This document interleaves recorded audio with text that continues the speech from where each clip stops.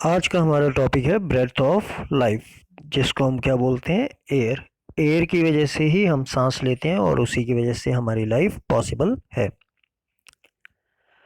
अगर हम कंपोजिशन की बात करें एयर की, तो हम प्रीवियस क्लासेस में पढ़ चुके हैं कि एयर किस किस चीज़ से बनी होती है। कंपोजिशन ऑफ एयर में अगर हम बात करें तो सबसे ज़्यादा प्रेजेंट होती है नाइट्रोजन, लगभग 78%। सेकेंड नंबर पे होती है ऑक्सीजन, लगभग 21%। थर्ड होती है carbon dioxide plus water vapour and other gases, ये होती हैं लगभग 1%। एक बार फिर दोबारा देख लेते हैं कि एयर किन किन चीज़ों से बनी हुई है। सबसे पहली है नाइट्रोजन, दूसरी है ऑक्सीजन।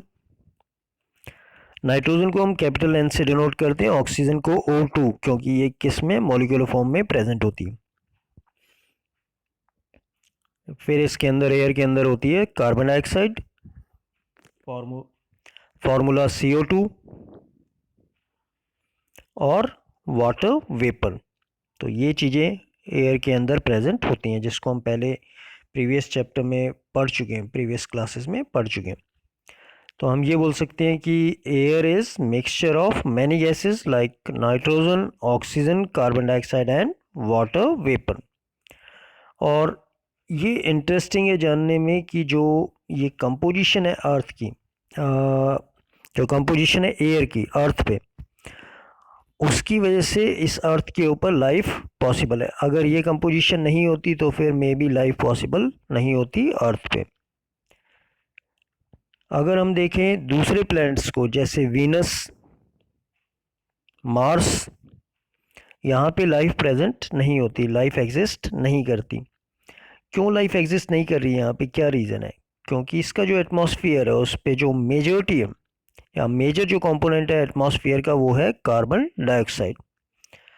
लगभग हम ये बोल सकते हैं कि जो मार्स का या वीनस है उसका जो एटमॉस्फेयर है वो 95 से 97% उसका जो एटमॉस्फेयर है उसके अंदर क्या पाया जाता है, कार्बन डाइऑक्साइड पाई जाती है।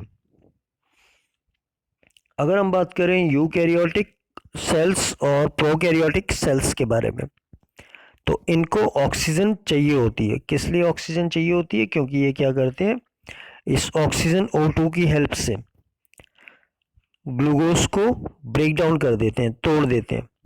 जब ये ग्लूकोज को ब्रेक डाउन कर रहे हैं तो ब्रेक डाउन करने से इनको क्या मिल जाती है, एनर्जी मिल जाती है। जब एनर्जी मिलेगी तो जो एक्टिविटीज़ ह्यूमन बींग्स हैं या लिविंग ऑर्गेनिजम्स परफॉर्म करते हैं तो वो एक्टिविटीज़ इजीली कर सकते हैं। तो वो किस वजह से मिल रही है, बिकॉज ऑफ एनर्जी। और ये एनर्जी कहाँ से आ रही है, जब यूकैरियोटिक या प्रोकैरियोटिक सेल ब्रेक डाउन कर रहे हैं ग्लूकोज मॉलिक्यूल को।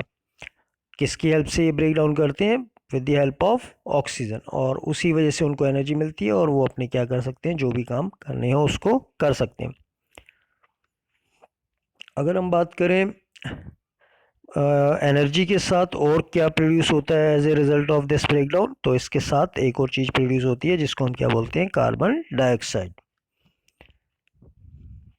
जो कार्बन डाइऑक्साइड है वो और भी कुछ प्रोसेसेस हैं अर्थ पे जिससे ये प्रोड्यूस होती है, जैसे कंबशन, किसी भी चीज़ का जलना और किसी भी फ्यूल का जलना, वो क्या कहलाता है, कंबशन। बर्निंग ऑफ एनीथिंग और a fuel is known as combustion. उसको हम क्या बोलते हैं, इंग्लिश में कंबशन कह देते हैं।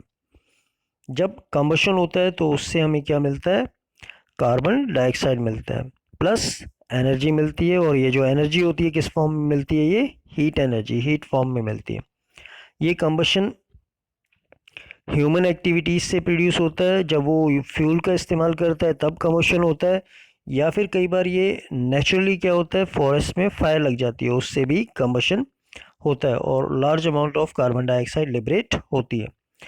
कार्बन डाइऑक्साइड इतनी ज़्यादा अमाउंट में हीट प्रोड्यूस हो रही है, लाइट प्रोड्यूस हो रही है, प्लस कार्बन डाइऑक्साइड प्रोड्यूस हो रही है, फिर भी अगर हम एटमॉस्फेयर में देखें तो कार्बन डाइऑक्साइड की परसेंटेज जो है वो मीगर है, बहुत ही कम है।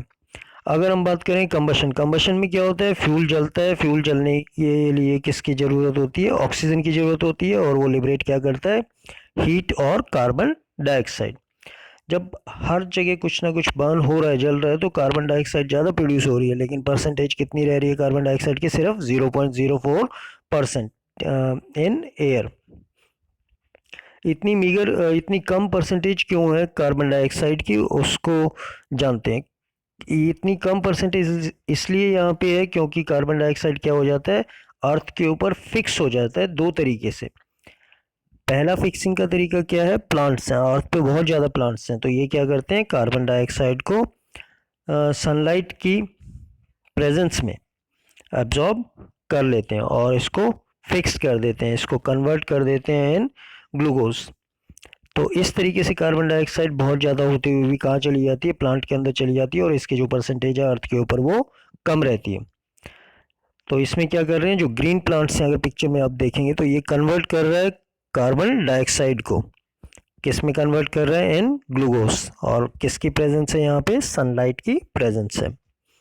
नेक्स्ट जो दूसरा तरीका जिससे कार्बन डाइऑक्साइड फिक्स्ड होती है, जो मरीन एनिमल्स होते हैं, जो एनिमल्स पानी में रहते हैं, वो क्या करते हैं, पानी के अंदर जो कार्बन डाइऑक्साइड है या कार्बन है वो किस फॉर्म में प्रेजेंट होती है? कार्बोनेट्स फॉर्म में प्रेजेंट होती है। उस कार्बोनेट्स को सी वाटर में से लेके अपने शेल्स बनाते हैं, जैसे ये शेल्स इसमें दिखाई दे रहे हैं।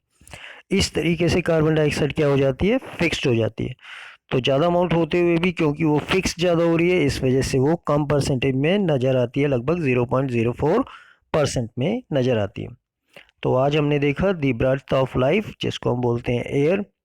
नेक्स्ट वीडियो में हम पढ़ेंगे एटमॉस्फेयर का रोल क्या है क्लाइमेट को कंट्रोल करने के लिए।